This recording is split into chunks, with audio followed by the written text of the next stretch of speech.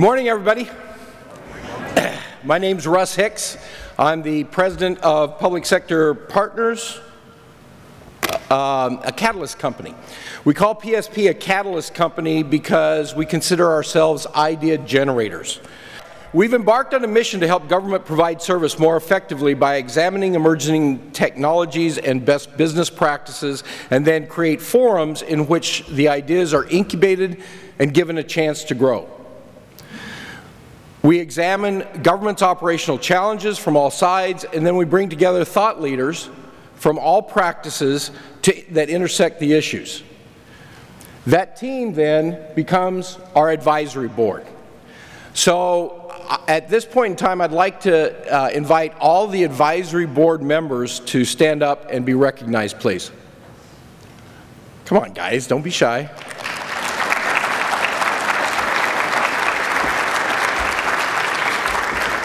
As you can see, we had a lot of great thinkers involved in this.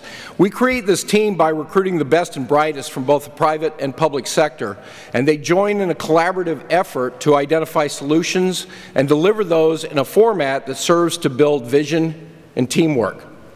With the partnership of the private sector, we bring this content together in an educational forum that includes vision, training, real-world examples, and an opportunity to network with people struggling with the same issues no matter what branch of government you hail from. This forum would not be possible without the knowledge and resources of our sponsors. They have gathered some great resources to deliver educational content that the advisory board identified as that information that you, the audience, need in order to effectively leverage mobile and GIS technologies in your work environment. Please join me in giving a warm welcome of applause to say thanks to all the companies that have made this event possible.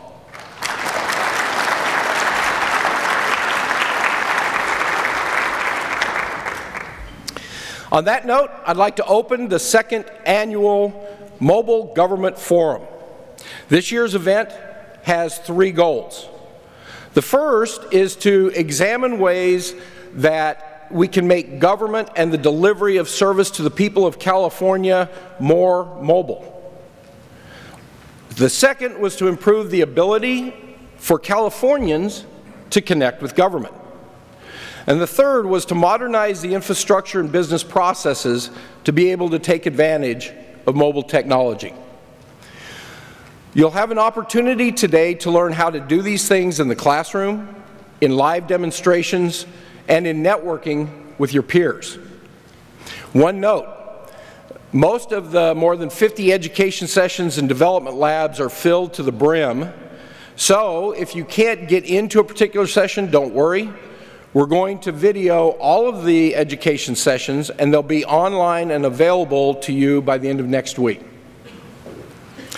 If you do find a session full and you don't want to stand through the entire presentation, please take advantage of some of the other educational venues we've created. For instance, out in the lobby, you have a hands-on lab, what we call the Mobility Showcase. In that environment, you have an opportunity to play with the latest smartphones, tablets, laptops, in addition to play with some of the mobile device management software that is leading the marketplace. So I encourage those of you who have to work in that space to go try out the different hardware and software to get a feel for it. Then downstairs, you'll find what we call our Solution Center. The Solution Center is more than 100 examples of mobile solutions designed for government. Most of you, when you checked in, should have gotten 4 poker chips or tokens. If you look at them closely, you'll find one has a C on it, one has an MVP, one has an I, and the other one has a GIS. These tokens are your opportunity to acknowledge your peers for their innovation, because smack dab in the middle of the Solution Center is the Government Innovation Center. That is more than 40 mobile internet GIS applications that your peers in state, local government, and education have created and have deployed. What we'd like to do today is to acknowledge that innovation, and it requires some interaction by you. We would like you to take time today and visit those solutions, let them tell you about them, and then as you see something that you think is cool, put the cool poker chip in their ballot box. Same thing with the I chip, which is for innovative, MVP for the most valuable program, and obviously GIS for the best application of GIS technologies. At the end of the day, we're going to collect all the ballot box, tally the votes, and then Secretary Ramos and Senator Leland Yee will be here to present awards to the top vote getters. So do your part, take time, go down, see the solutions, and vote for the best applications. A housekeeping note, for lunch, the concession stand downstairs is going to be open, and we've reserved a part of the Solution Center and set up tables and chairs down there so that you can network with your peers and your friends, talk about some of the cool things that you've seen, and compare notes. In addition to that, I want to thank Entasis for once again sponsoring the coffee bar. I've made use of it already this morning. For those of you that are either mocha fans or latte fans, their barista down there is world class and it's all free. Now, there's more than 1,000 of you here today, so you may have to have patience and sneak down there when everybody else is in class, but take advantage of that. While you're down in the Solution Center, make sure you stop by the vendor booths, talk to them about their solutions, and thank them for helping us put this forum together.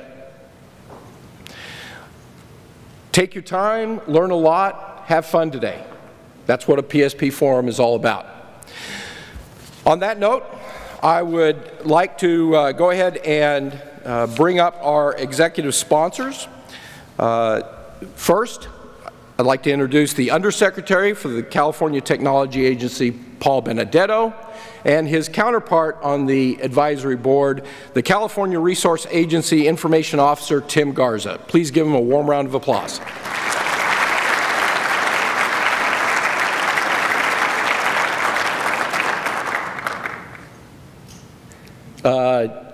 Tim, Paul? All right, a presenter's nightmare. Have you guys seen Tim and Paul?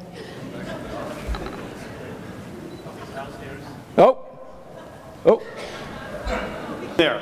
Right. Tim, I thought this started about 9:30. I'm still shaving. Hello? What are you guys doing? You're leaving me hanging here. Well, hello, Tim. Yes, I'm here. Russ, you know, I told you I had this important CIO meeting this morning. As you can see, I have an important CIO morning meeting. I got a little late, so.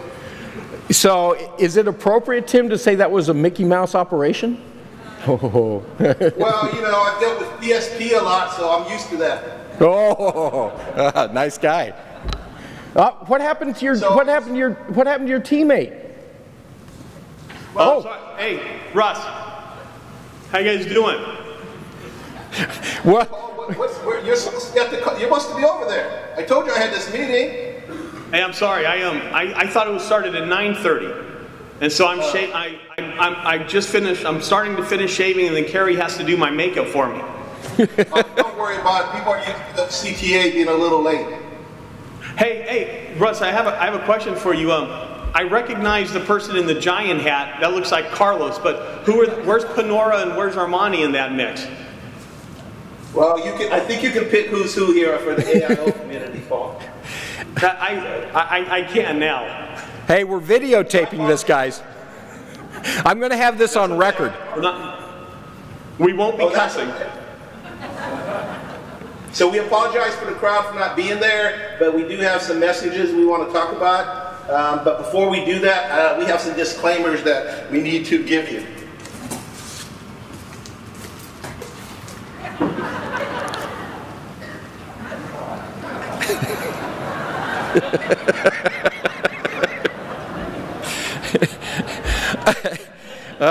Okay, so everybody's aware now, Tim.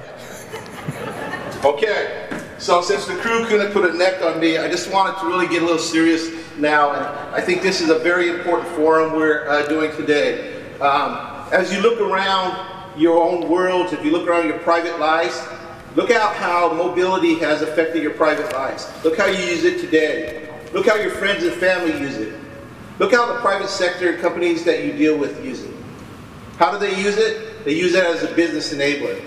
So my message to you today is, this is not about technology, this forum. It's about business enabling. And what we need to do today is take this as an opportunity to look at how we can better use mobility in government to improve the services to the California citizens, to improve our government operations and business processes, and to improve basically the tools we provide to our employees. So please use today as an opportunity to learn, to rethink, and to just have some fun around how can you enable us to help the citizens of California, to help your own operations, whether you're in local government or state government. And then, like Russ said, have some fun and enjoy yourself. Now, before I turn it over to my counterpart, Paul, so he's going to start with all the elegant speaking. Paul's a Dodger fan, everybody. So we have to remind Paul about a couple things. So Paul, before you talk about the Dodgers, I just want to remind you, can you see this, Paul? Yes, I see that, Tim. So can I get it from the crowd real quick? Let's go Giants! Let's go Giants! All right, Paul, it's all yours.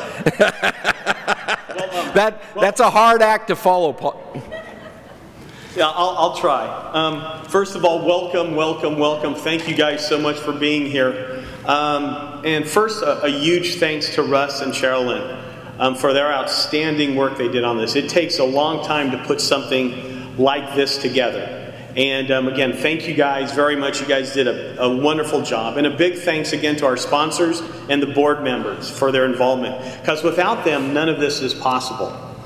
I just want to have to, being a Dodger fan, I just have to make one comment to Tim. It's not going to be anything mean and I'm probably not going to cuss. But I just want you guys to take a look at the colors in that facility. They are Dodger blue. There's no orange, there's no black, there's no Halloween colors, Tim.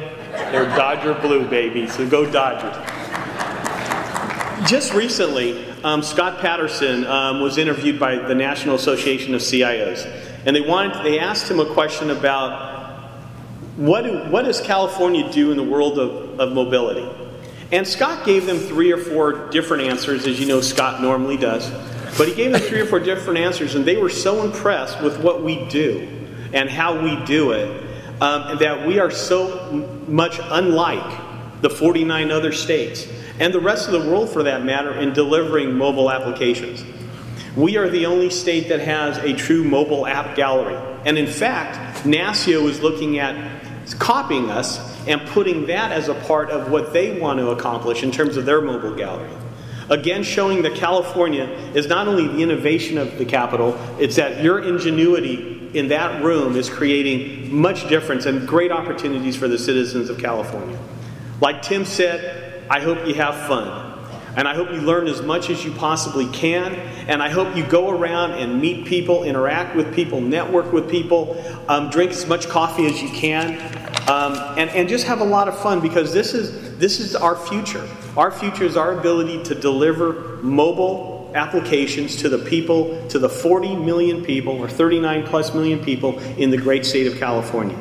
We have already done a lot in this effort, but we need a lot more. Last year we had 18 apps. This year we have we had 18 participants. This year we have over 40 with a lot more different apps. Next year we hope to have double that. So this is our opportunity, California, to make sure that the people and the citizens of California are so well given such a great opportunity to do business with us in a much different way than ever. I have a couple of things that I want to talk about, but I know that Secretary Ramos is going to talk about them as well. So I'm going to leave them to my boss. And so I have now the opportunity to introduce my boss. And you guys all know him. It's not like I have to go through his resume or his long history. But it's been my privilege to serve under him for the last 5 years. 3 at the Office of Systems Integration and 2 here. He is a great friend of mine, and he's been a fantastic leader and a fantastic secretary for us. So it's with my privilege that I introduce the Secretary of California's Technology Agency, Mr. Carlos Ramos. And I hope Carlos is there.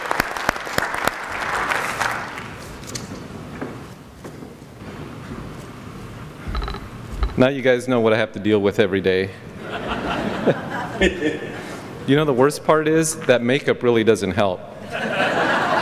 Don't tell them I said that, by the way. Hopefully they cut off the audio before I said that. Well, welcome. It's great to be back here with all of you and to see so many of you. Those of you that I can see, I don't know if Russ told you, but it's really bright up here, so I can only see a couple of you guys over here. I want to welcome you back to the second annual Mobility Forum and tell you, as Russ said, as Tim and Paul all said, it is important that you enjoy yourself while you're here. But beyond enjoying yourself, learn a lot. Russ and the team, they did a great job of bringing in not only the public sector entities that are doing a lot in the area of mobility, but they also brought in a lot of the experts and the people that actually have the technical know-how from the private sector to come in and showcase all the things that they're doing and that they're working with other public sector entities on, and private sector entities in terms of leveraging mobile technologies. So make sure you do go downstairs. I know with having the presentations and education sessions up here in the Solution Center downstairs, it might be a little disjointed, but please go down there. Put your hands on the technology that they're showcasing. Go look at the applications that the different public sector entities are showing down there and learn from that. And then, more importantly, take from that an experience in saying, okay, what can I do in the agency or the program areas that I support? A couple of other things that I wanted to mention as well. Right outside here is a hands-on part of it, right? Where you can go and try all the cool new smartphones. There's mobile device management tools, development tools, and a bunch of other things that you can actually go and play around with. So please make sure you do that as well. And right before you come in the doors here, there are 2 tables that are very important. First of all, let me see how many of you are in the private sector. If you don't mind, just kind of raise your hands, maybe even stand up, just so I can kind of get a sense of who you all are. Well, you know, you actually are quite outnumbered by the public sector. So for our private sector partners, I want to announce an event that's coming up on May 2nd. ITLA, I believe you guys are in the house, right? Our IT Leadership Academy. I see a couple of you here. So the IT Leadership Academy took on as its project this year, or one of its projects, hosting a Vendor Connect Forum. The idea is to bring state technology leaders together and the vendor community without an agenda, without a specific topic area, but really so that you can have a chance to meet with AIOs and CIOs, be able to talk about the issues and concerns or interests that you have, to showcase the technologies that you have, and then hear from the technology leaders in the state. What are their strategies? What are their initiatives? What do they have on their drawing boards over the next year or a couple of years? So that'll be May 2nd. There's online registration, I believe, is open now. Is that correct, ITLA? So you can get to it from our website at cio.ca.gov, and there's also a table out there with a lot of information about it. So please stop by the information table. And then right next to that table is a job fair or a job recruitment table, and that's for the state of California. We need technologists. We need them from within state government. We need folks to come in from outside of state government. Government needs technology, and the technology community needs you. So stop by and check out the job openings that are there, the ongoing testing that's going on for different technology positions. So anyway, make sure that you stop by those 2 tables. One other thing that I wanted to show you here, if we could go to the first slide here. So both Paul and Tim and everybody else has mentioned that mobility is a way of the life now, right? People use their cell phones or tablet devices for everything. So one of the things that we did, since we know some of you are visiting from outside the area, we developed an app for this conference. And basically what it is, I wish I would have actually shared this with you guys maybe about 30 minutes ago, because what this thing does is It allows you to go in and go find all the stuff that's here in the downtown Sacramento area in and around this conference. Everything from services to good restaurants to coffee shops. And the reason I say that is because I noticed that our keynote speaker went across the street to 7-Eleven to get his coffee. Had he had this app, he would have known that there's like 15 different really good coffee shops here. So Joel, I apologize for that. We should have had this out there. Anyway, that's our mobile conference app. We've used it at a number of different conferences. When NASCIO was in California, down in San Diego, we did an app like this for the San Diego Gas Lamp District, and it was a big hit. So take a look at it and you know, download it and use it to, those of you even that work downtown, if you want to know where the good restaurants are, this is a good way to do it. You can go on there, map them, find them, go get the street level view, and in some cases actually go in and see what it looks like on the inside.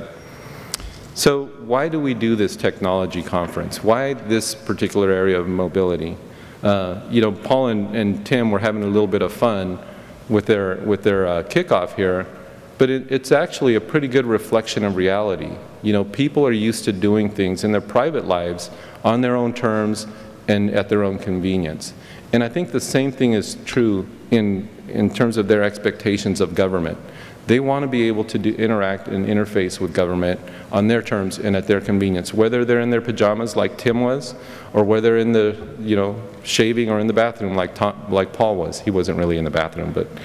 So folks are interested in leveraging mobile technologies to make their lives easier and make their interactions with government. And the other thing that we do have to recognize is people love their mobile devices. It's a way of life. You know, people have them, whether it's your cell phone or your tablet, and that's not going to change.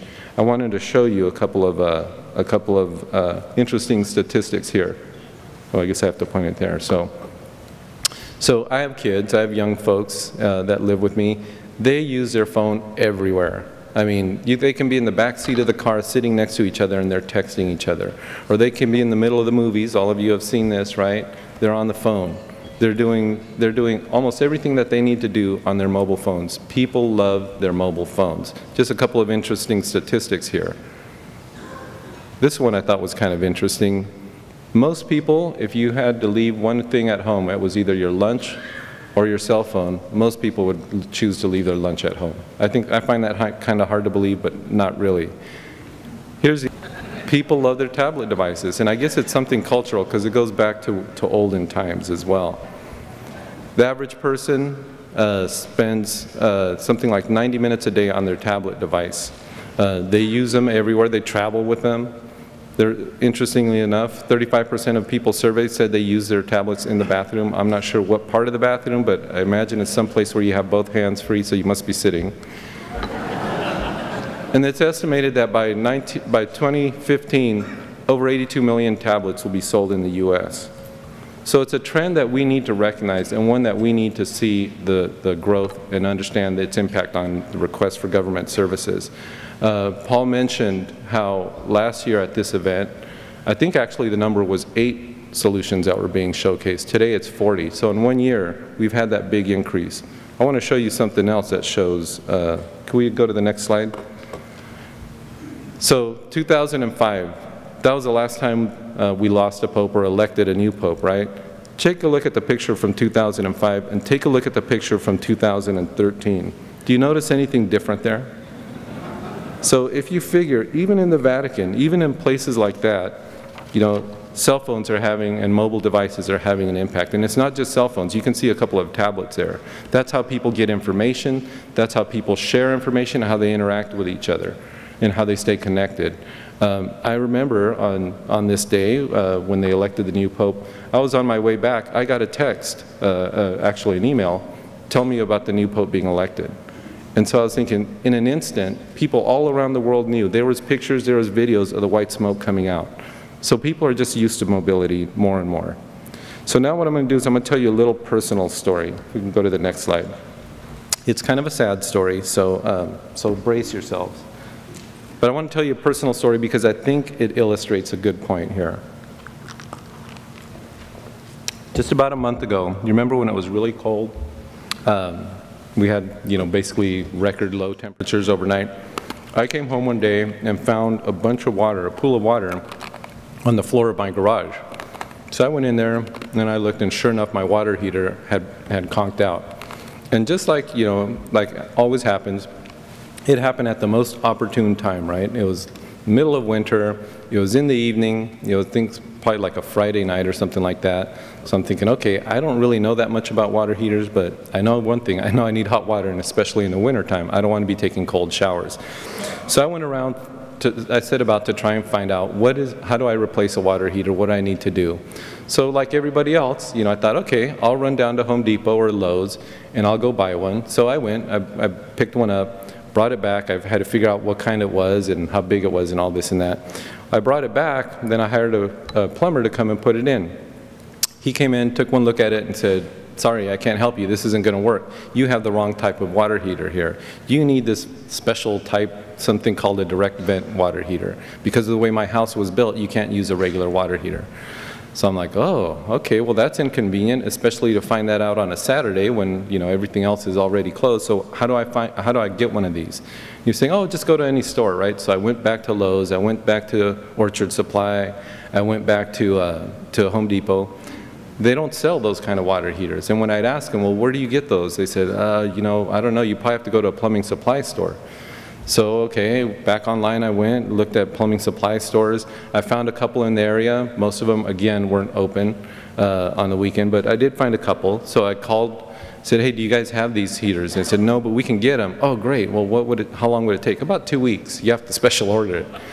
So I was like, well, that's not going to help me in 2 weeks. What do I do? And they said, well, you know, you could call the manufacturer and see if they can tell you, you know, anybody that has them in stock. So I went on the website, found the manufacturer's information. Again, they weren't open on the weekends. So I called, waited until Monday. I called. They said, okay, well, there's a couple of dealers in Sacramento. And they finally gave me one, right? So I called this dealership.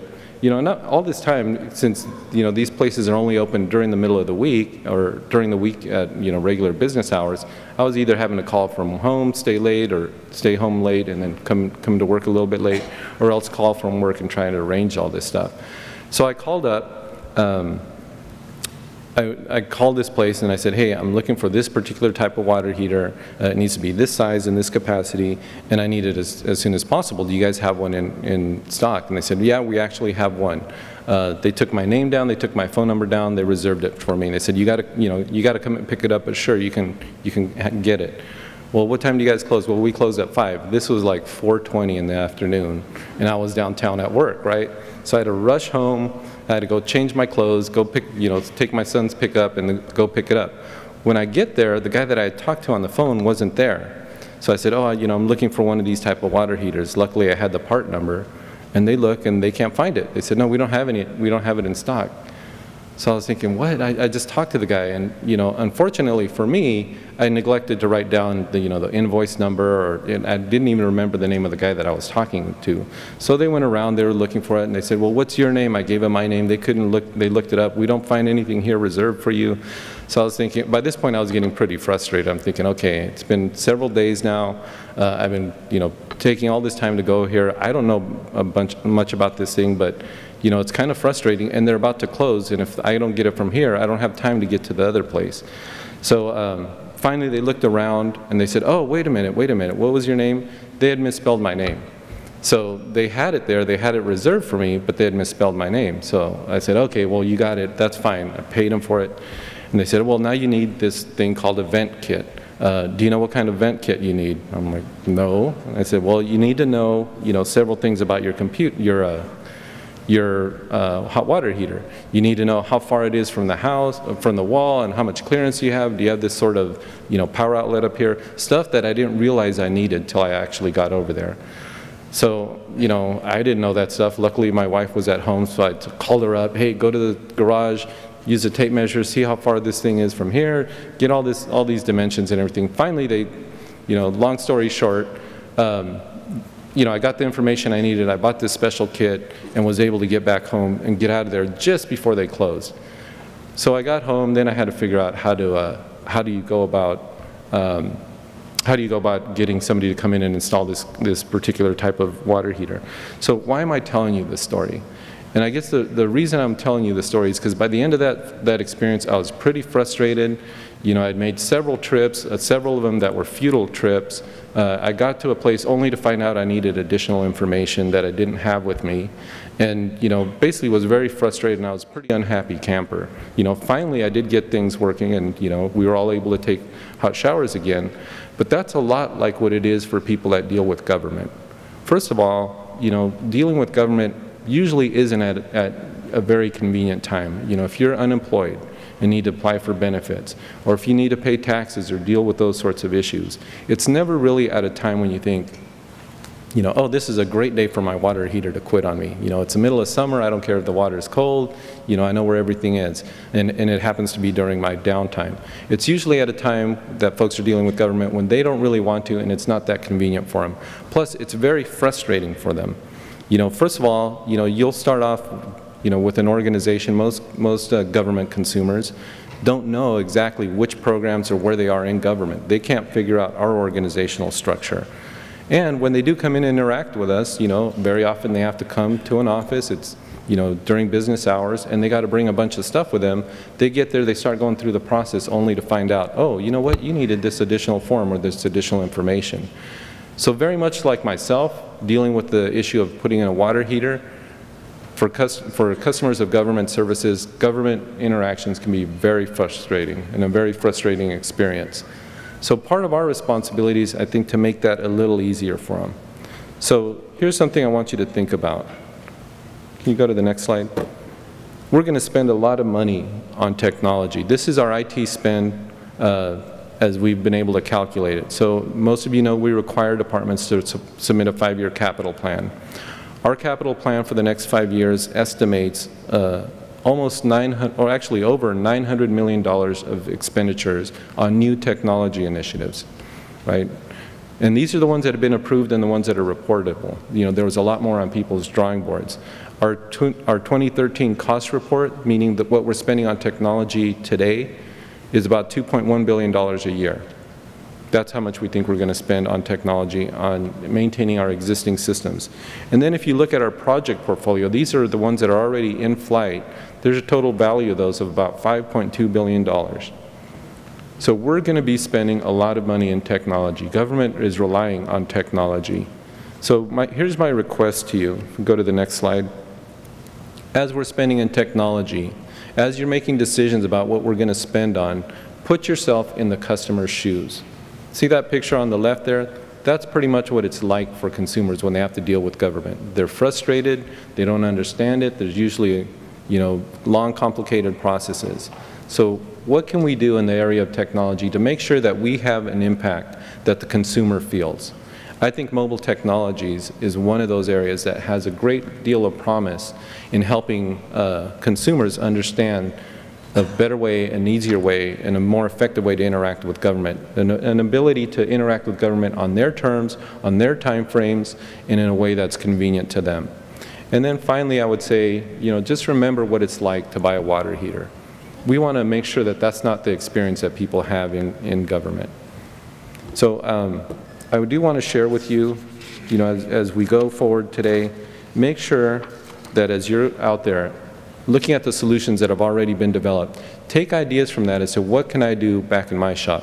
How can we take the solutions that have already been developed or the technologies and the expertise that is available from the private sector to make the consumer's experience a little better? That's my ask of you today. Now, I also have the privilege and the great excitement of introducing something new to you where California is doing that. You know, Paul mentioned how we're out in front by establishing our mobile app gallery. It's a way of letting consumers know that we're trying to think about them and trying to make government more accessible to them. I'm going to share with you, and you guys are actually the first to see this. This is the world premiere of California's latest innovation. We can go to the next slide. Today we are launching California's GeoPortal. This is the first in the nation portal that's going to go out. Here's what we did. We went out and surveyed all the different agencies that use GIS and mapping information, that collect these data sets, that map out California based on different areas of need. problem is we had thousands and thousands of these data sets of these GIS maps of California, but they were kind of locked away in individual agencies and not really easily accessible unless you already knew they were there. So folks over on our shop, our state GIO, actually, Scott Gregory, sorry, the other Scott, the other innovative Scott, and his team, John Carrada, Eric Hoffman, and Raphael Chan, pull together an effort to say, you know what we need to do? We need to pull this information, we need to make it available easily and convenient to the public. And the public could be individuals that are looking for maybe thinking about where they're going to live in California. Maybe you're thinking about buying a house. You want to know, where are the schools in California? What's their level of attainment in terms of performance? Or maybe you're interested in making sure, hey, I don't want to live next to a fault line, or I want to know, that my house is not going to be in a floodplain. So folks like that might be interested in being able to have access to maps of California that allow them to drill down to that level of detail. Or if you're a business person, looking at, what census tract data show us about income levels, educational attainment of potential consumers or customers to your business. Or, where are my competitors going to be? Where are they located? Location-based information helps people make informed location-based decisions. If let's say you own a construction company, you're going to bid on a project to build a road. Through the GeoPortal, you'll be able to get access to information about soil composition, maybe access to aerial photography of the area, historical and current. You might want to know, hey, is there any endangered species in this area, or any threatened plant species, so that you know how to craft your bid in going after this. Our hope is that by making this information available, making it free, did I mention that it's free? It's available for free to anybody that wants to use it, and it's authoritative. There's over 11,000 different official data sets on this portal that folks are able to access, compare, analyze, and put together to use in a number of different ways. So here's my challenge to all of you, and especially for those of us here that are in the private sector. We're trying to put this information out there to make it easy and convenient, not only for consumers, but to businesses. But now having the access to this information, I'm hoping will also spur a lot of ideas of how can we use this information and develop apps that are of help to consumers and citizens of California. So I'm very pleased to announce this. It is live. You can go on our state website, our CIO website, and see it. If you want to hear more about it and see a live demo, Scott Gregory is going to be demoing it at his 10 o'clock session, so make sure you attend at the 10 o'clock GIS session. Okay. So that was it on my part. I do get to introduce our next speaker, our opening keynote this morning. I want to leave you though with one thought, if we go to the last slide there. Okay, you're going to learn a lot today. Make sure you enjoy this conference, make sure you get a lot out of it, but then whatever you learn, put it to use, and remember, think about the consumer. How do we make government more accessible, more efficient, more effective, and friendlier to our consumers?